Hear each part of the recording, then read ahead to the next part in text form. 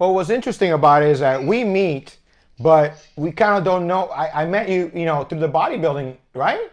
That's how we Yes. ended up getting to know each other. At one of the NPC shows, you were emceeing, and I You was won the one of the overall. competitors. Yes, You won yes. the Ruby Championships. You won the Yes. overall. Overall, yeah, I swept that one. I was And like, and I was reading the bio, and while I'm reading the bio, it says Super Bowl champion. It says all this stuff. I'm like, what's he doing here? But that's the interesting part. See, we always talk about athletes not having a second act or another chapter in their book. So what Butch said is like, no, I'm not doing that. I'm going to find another outlet that I can use not only my physique, my strength, but also my voice, because he needs a voice and multiple platforms to inspire these young kids in high school, because his goal is to make sure they get to college somehow. Is that right? Am I pretty correct? no, you're absolutely right. I always look to challenge myself. That's just me. I've been that way since I started sports. I'm always looking every year to get better. I want to be better than the next guy. I want to be better than the guy who's at my position. I want to come back stronger. I want to come back faster. I've always achieved those things, and the same thing with once I got done with football, I began my mortgage industry. I got into real estate, and then all of a sudden I see this men's physique comes up. So I said, you know what?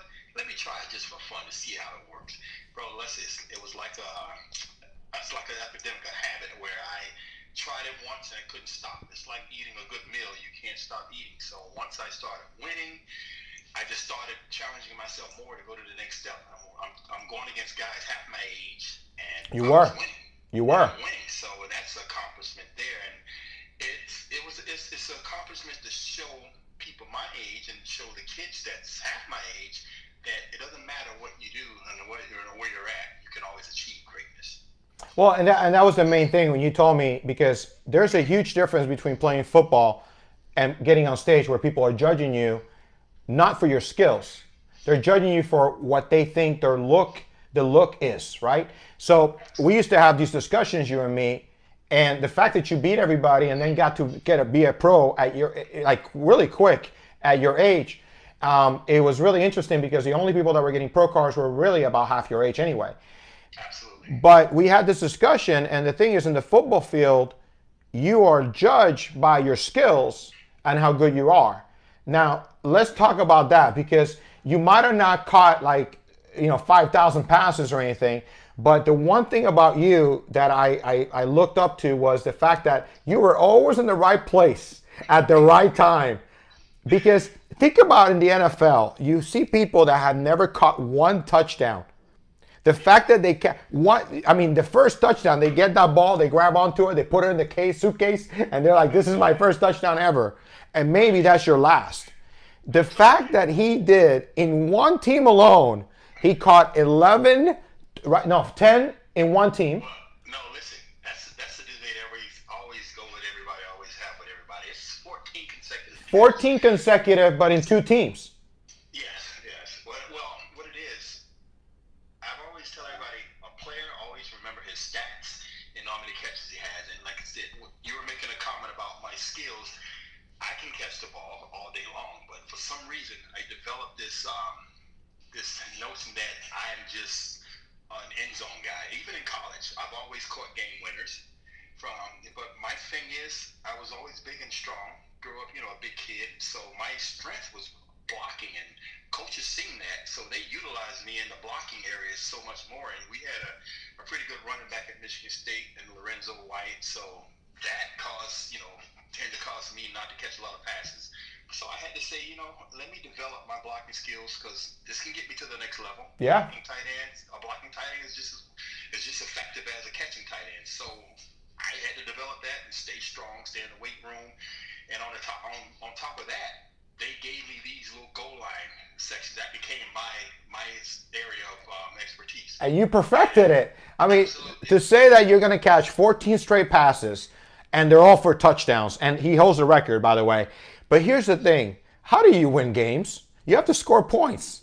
And who's scoring points? Butch Rolle scoring points. So, if anything, man, you got to think about that. It's about the points, but it's also about the wins. because nobody remembers who lost the Super Bowl, but they remember who won. I remember being at a Super. You know, it's funny. I just remember being at a Super Bowl with you. We were at a big party for his foundation, and who was winning? I think Atlanta. What was it? Atlanta was winning by a large margin. And I showed up. I showed up in the second half, right? I drove from Orlando, Florida, remember, to your event because you had invited me to a Super Bowl event. It was a charity event for his foundation, and we're going to talk about his foundation. And at the end of the day, I show up in the second half. I'm listening to the game the whole time, and something tells me they're going to come back. And then I sit down and I look at him and his whole family. All these people are there, and I'm saying, I don't think Atlanta's going to win this game. And God and behold, I was right. You were. Listen, that was one of the great comebacks. And, Ever. You know, you have Tom Brady. You can't never count him out. You can't give him too many chances. That guy's a Hall of Famer. He's one of the best. And Atlanta they didn't show up in the second half. They were winning by margin. They just didn't show up in the second half. And behold, that's what happens at the end. They end up losing the game, and one of the more embarrassing losses because they were so far ahead. They should have won that game. And let's talk about that because you were with a team that was known for losing championships with Jim Kelly. Don't remind me. And then, but hold on, because remember, my Cowboys were winning. So, we weren't friends then. It's okay. We weren't friends then. But, so your Bills, you win 2 championships. I remember in high school and, you know, when I play sports, but it's just nothing like a pro level. What is the mind of an athlete like yourself that's catching touchdowns? You're in the Super Bowl, you win 2 of them, you get to be with your peers and celebrate this. What are the? I know it's not really words that can bring it out, but what are the emotions that you feel after so many years of fighting? And yeah, you guys lost a lot of close, good championship games, and then you finally won.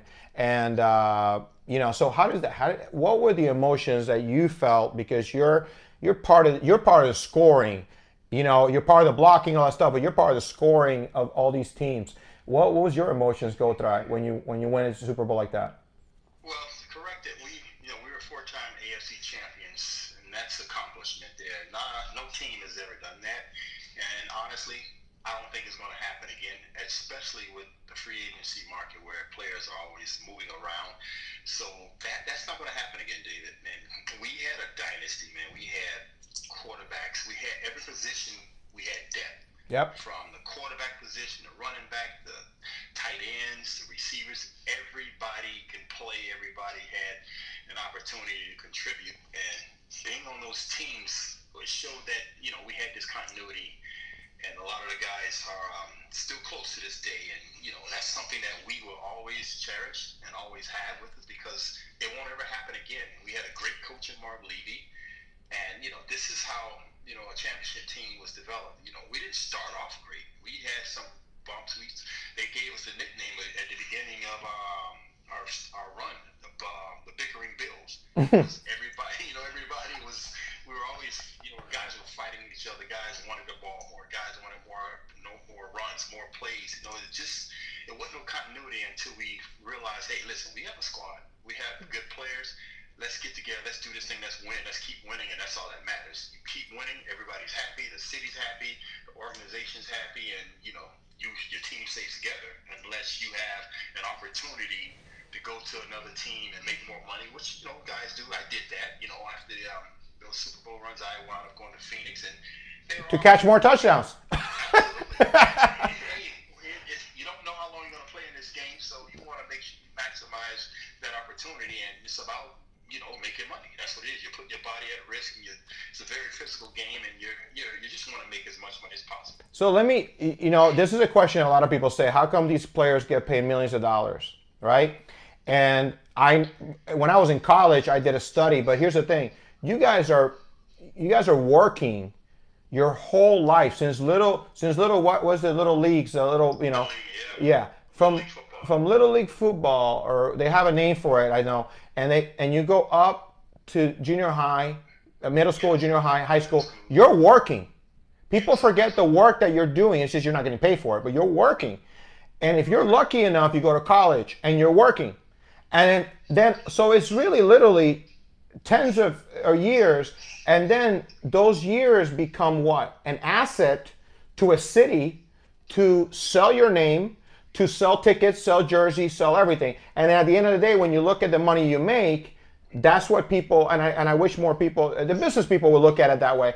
Normal people don't, but I think you're putting in your whole life. It's like the Olympics. You're not just working out a year to win the Olympics. You're working out your whole life. You're sacrificing, suffering, giving up a lot of stuff for this amount of money, and then you got to make it somehow last through injuries and egos and all these other things. You know, go ahead.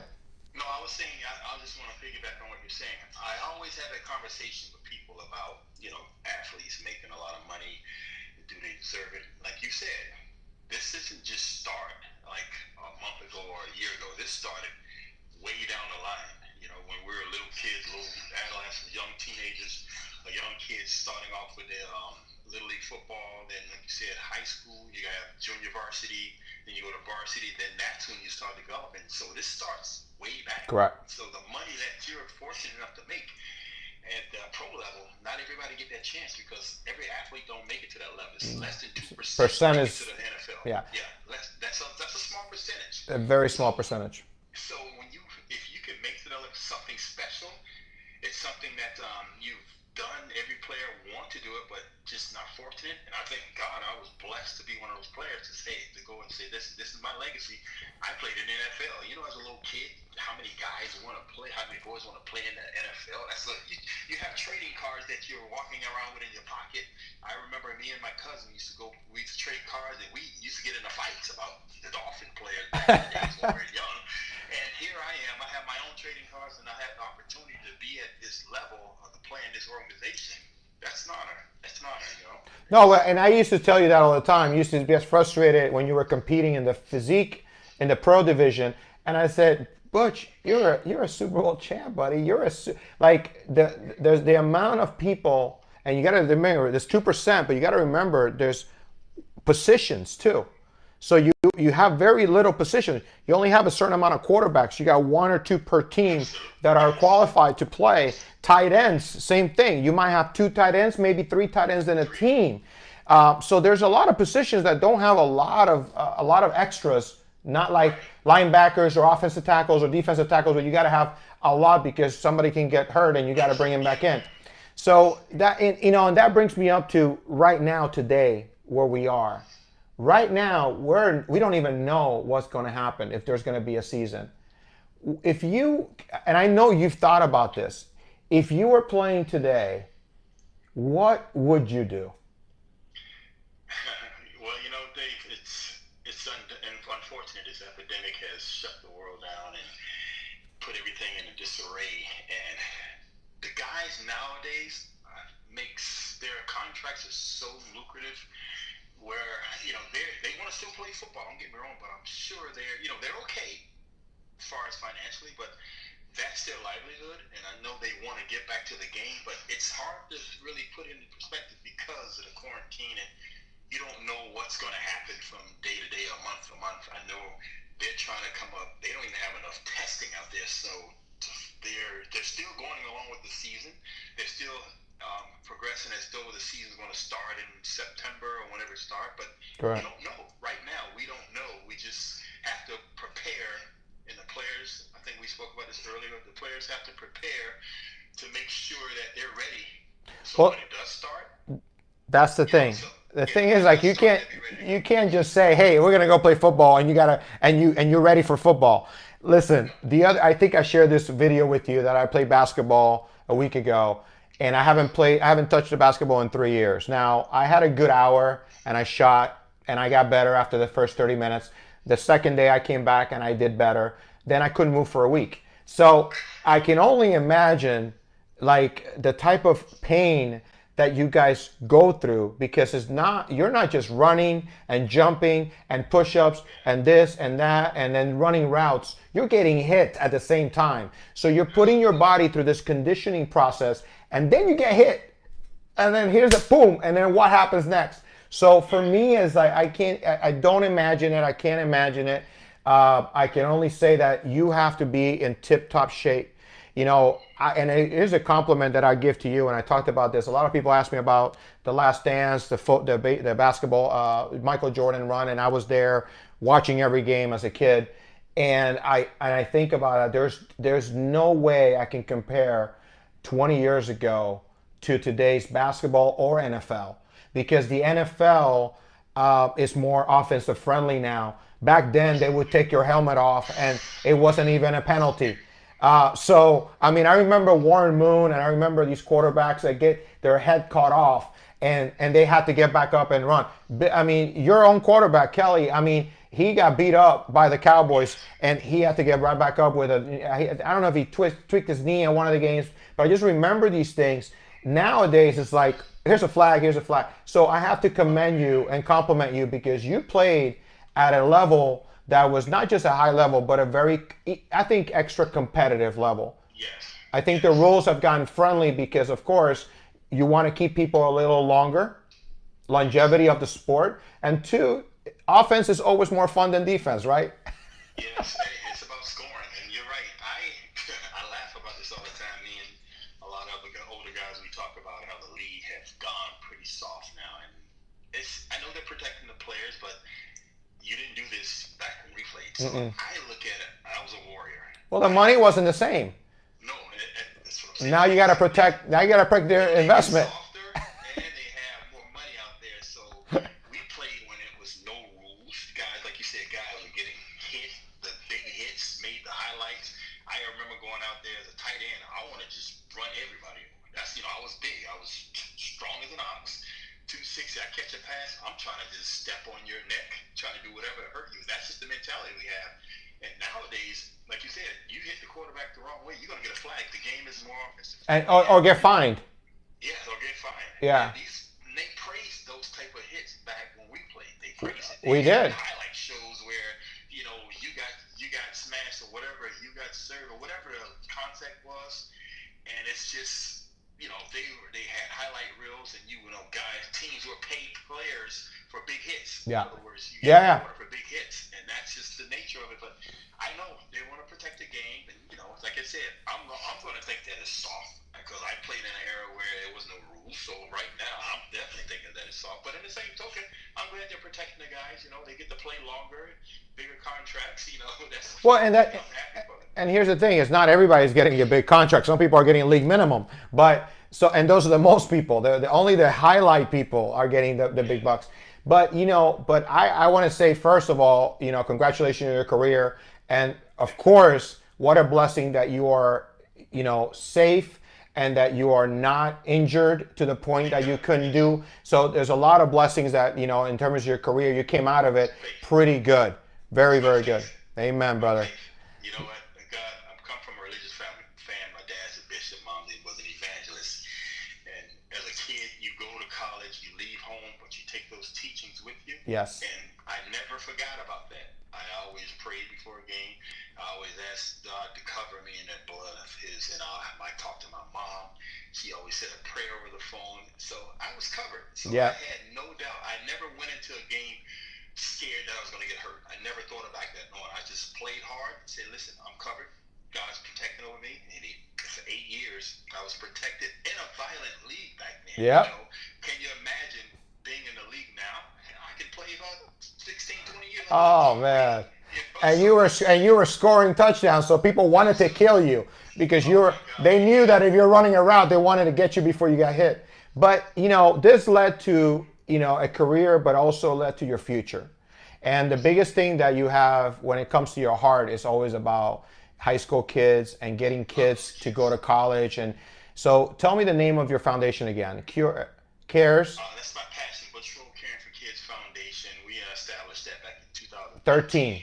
Yeah. Yes, and from then it's been building every year, and I've been blessed to have sponsorships to come by and want to donate, be part of this, and be part of our vision. And that's the thing. I know this year has been a little tough and a little challenging because of the situation we're in, but believe it or not, I do have a couple of sponsors that promised, that I agreed to come through with something to help me still provide a couple of scholarships, whether they're smaller scholarships. Still, I'm able to provide a scholarship to a couple of my kids this year, and that's a blessing. I'm happy. When I found that out, that made my day. That brought so much joy because these kids are my passion, man. I want to see these kids flourish. I want to see them, succeed and accomplish their dreams. Well, I told you I was going to get in my foundation, and I told you that for years. And then when my father passed away, my mother pushed me to finally do my nonprofit. And I tell you, man, it is not an easy job. But that one question that I had all day, because I was looking forward to interviewing you, was, which one feels better, man? To say, to a kid, look at you and say, hey, you're Butch Rolle, man, you're this tight end, you're this. Or the kid that gets a check from you and they get to go to college next year. What is... Oh, listen, that by far outweigh the Butch Rolle tight end, because that's the past. And I thank God for that opportunity to lay that foundation for me, to put that platform in place so I can be who I am now. But giving those kids those checks and watching the smile on their face, and then they're coming back, they're writing you, telling you how they appreciate it and thanking me, and I'm encouraging them throughout the semesters, telling them to keep working and just keep striving. That's by far the best reward.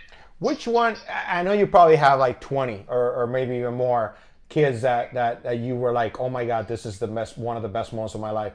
Is there one that just like with me, when I go pray for kids and people that one kid just touches me, and just their smile, you can just feel their spirit, like they're just full of joy and they want to go fight to live, right? Is there like a story that a small one that you could tell me of one kid? Honestly, no, because here's what I do. I approach every kid the same, and I'm so personable with the kids, and they all adapt to me pretty much the same. I have fun with them. I joke around with them. I don't just treat them like, I'm their friend. I talk to them. I come down to their level because I can understand what they're going through. So I don't want to show one kid more favoritism. So I pretty much have a passion for all of them. And when I give a scholarship to one, I feel the same way as I do if I'm giving one to 2 or 3 kids or 4 or 5. Like one year we did 23 scholarships. Wow. That year's unfortunate incident with Stoneman Douglas. Oh, wow. We gave 16 scholarships to them. I went over there, was part of it. I was able to get a hold of their guidance counselor, provided 16 scholarships, then came back and gave another 11 or 12 to my school. So that year we had a nice amount, and everyone was special. Even though the Stoneman Douglas kids had gone through such tragedy and such adversity, I still felt obligated. Still felt good that my kids were there and they were receiving, because these kids are not as fortunate. Correct. So anything that I can do to help them, trust me, it's a blessing to them, and it makes me know that I'm doing my job. So I'm building that legacy. So when it's time for God to say, hey, come on back home, I have a legacy. Amen. That's what it is. And I've told you that. I told you about my nonprofit. The same way I feel is that this is going to be my legacy, and hopefully people get to know what I went through, even 30, 40 years from now. Absolutely. One thing I'm very proud of you, man, is you're getting your doctorate, and you're studying right now, and there was just an article published about you, and how does that make you feel that because I tell you, man, I got 2 bachelors, I'm done, but you certainly went back and you wanted to do this, and it's not easy for someone that's got their things going on, right? Because it's not like you have nothing to do. You're a teacher, you have your foundation full time, you're still doing your training, you're still in shape, you're freaking in shape. You sing, you play the piano. You play the piano. I know I've seen you play the piano. You play guitar too, right? I have a few, yeah. 4 different instruments I like to dabble with. But yeah. It's all part of my plan, and I have a bachelor, I have a master's, and I was actually going back to get another master's in educational leadership, and my enrollment counselor said, "Listen, why are you doing another master's? Why don't you do a doctorate?" I'm like, Correct. Really? I'm looking at him like, might not be bad, but I know it's a lot involved. It's time consuming. It's time management. It's a lot of reading. a lot of posting, a lot of writing, because it's online and it's a lot. Yeah. And I've been able, listen, Dave, the last 2 years plus, I have been able to manage that. God's will, I got 13 months left. Amen. You got this. You know, I got no. I have absolutely. That's including a dissertation that has to be written, and that's what I'm working on. And I know I've come this far, bro. Listen, my time manager is going to be there. And there's people there's people that support you. There's people that say they believe in, that say they're going to support you, but they really don't. But I'm fine with that because you're going to get all sorts of people coming. You know how that goes. I tell you, well, listen. I've said this before in interviews when I went through cancer. The people that were supposed to be there were there, and that's the bottom line, because they got to witness God do a miracle in my life. The people that weren't there or couldn't handle it, it's okay. There's nothing wrong with any of it. It's just really for their lives, because the people that saw me go through that stuff, and the people that are going to be there, they're going to be there to celebrate with you. They're going to be there to be witness something. And I'll tell you, from my mother, if you ever want to get a hold of her, you can. She's watching us probably on Facebook right now. I'll tell you, my mom has 2 doctorates, and I've had to hear my whole life about how difficult that was, and she was not going to give up. And she did it after giving birth to me and after being in the hospital for a year.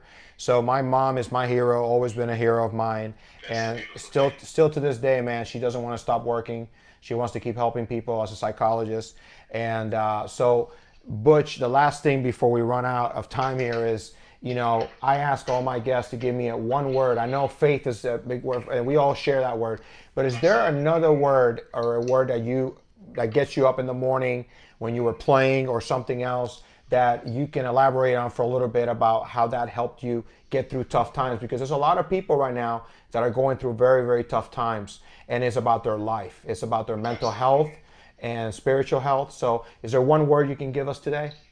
Dave, one word I love, man, I always use it and always have, is resilience. Resilience. That's the ability to just bounce back quickly from tough times, man. We are in tough times right now, and that's the goal, is for everybody to bounce back. That's the word I've always used, because not everything has been easy. People look at me and say, man, you have an easy life. I say, no. I have no idea. You have no idea, buddy.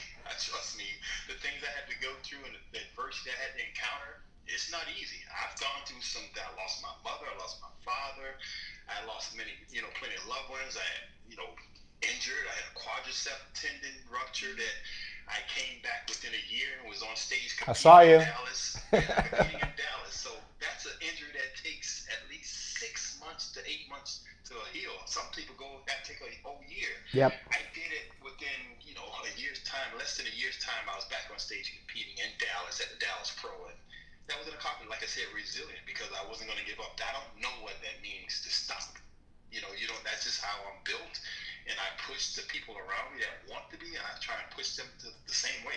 Some of them, they may get upset, but I tell them, listen, I am just doing exactly what I do to myself, and if you want to be part of my life and be around me, this is how it is. Because like we said earlier, everybody wants to say they want to be there, but at the end of the day, right now, I call my sector of this life, doing the doctoral, the no fun zone. I can't go out. I can't do certain things. So those people that look for me and look for my time to go hang out and do whatever I have to say, no, I say I can't do it. I'll catch you at another time. I know you've said no to me a couple times, so I get it. Listen, it's all love, bro. But just like me, I have 500 texts right now, and I probably can't get back to you because I'm doing this amazing interview today with Butch. And I would say this, man. I think one of the moments in my life that our relationship, our friendship, got closer was when your friend got diagnosed with cancer, and she had three kids. Yeah, so a good friend, a teacher friend of mine. I remember asking you to go to speak with us just to give her encouragement. She fought it. She did. Holistically, and she tried and different thing, and unfortunately, that took over and get the best of her. But listen, you did something that really helped her out, and she was able to feel some kind of light and feel some kind of inspiration from that, because you experienced it and you beat that 3 times, and that's an accomplishment. So well, I remember talking to her. I remember sitting with her. She was down to nothing like I was, and You know, and I really honestly pray because of our kids, and I know you're like almost a father figure to those kids, and you know, so for me it was just, but you know, to see you go through that, and that I think our relationship, our friendship got closer because, of course, I connected with you in a deeper way, and for me, because of that, you know, I'm a phone call away with you always because I got to see your heart and your spirit work in ways that I see how you treat those kids and everyone around you. So Butch, I want to thank you for that. You know, and you know, Butch Rolle is just one of many people out there that are not only living their best life, but they're sharing their life with others. And resilience was his word today, and it's gotten him through probably a lot more than we could share in just a segment of the show. It got him probably through a lot in his childhood. And like he said, losing his dad and mom, I lost my dad and it hurt me so much that I really needed God to really re-strengthen me all over again. So I will tell you that I hope this interview brought some of you to start thinking about how is it that you can continue to be resilient even in a time like now, even in a time that you don't know how things are going to really look at in the future. We really can't foresee a future right now, can we? But I like the word resilience. I also heard his voice when he said faith. And when he said that, he said it with a big smile. And I could tell you that I can't do anything without faith or resilience. So again, I hope this interview had really touched you and really get to know Butch. All the information will be underneath this video, and you can get a hold of his foundation. You can get a hold of Butch if there's anything you guys ever feel that you need to share with him. But again, I always tell everyone to find hope, have faith, and live with purpose. And Butch is truly living a life with purpose. God bless you guys. And Butch, thank you again for joining me today in Life Changes for Life. And man, you are in my prayers always. And I hope and pray that this is just a continuation, man. You got a long way to go, my friend. Oh, yes. And I can't. God's using me. God's always in my corner. So I've learned that as a child, and I've taken that and I've walked with it, and I lead by Him. You know, He leads me, and I just go with what He wants me to do, regardless of what somebody else may think. I'm going to listen to Him and go with my heart, and that's how it's been. It's worked for me, and I'm going to continue to do it. So I tell everybody out there to do the same thing. Listen, we're at a tough time right now. You know, stay safe, be smart. You know, wear those masks when you go out, and make sure you're protecting yourself. And don't think that this virus can't catch up with you because we don't see it. You know, it's there. You just have to be smart about it. Amen. Well, again, I want to thank Butch, and I'll give you my message again. Find hope, have faith, and live every day with purpose. God bless you.